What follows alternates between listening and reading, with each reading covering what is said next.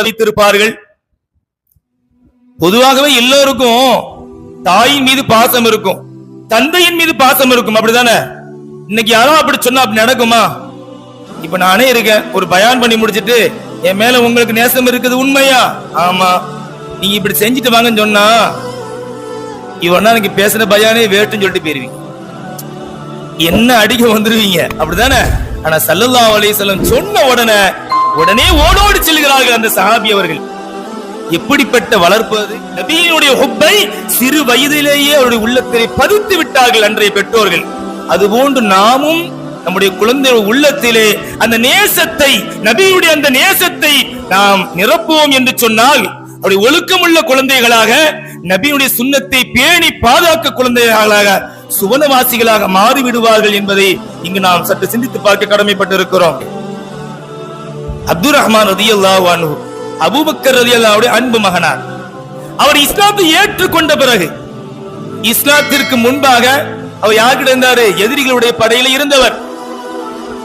அவர் தன்னுடைய தந்தை இடத்துல சொல்றாரு, இஸ்லாத்துல வந்த பிறகு,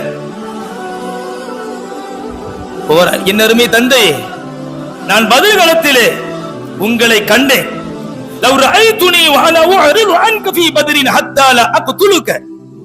உங்களை பதிலுடைய களத்துல கண்ட, நான் எதிரணியில இருந்தேன், நான் உங்க பக்கத்துல வந்தேன், எனக்கு உங்களை கொள்வதற்கான எல்லா வாய்ப்பு வசதிகளும் இருந்தது.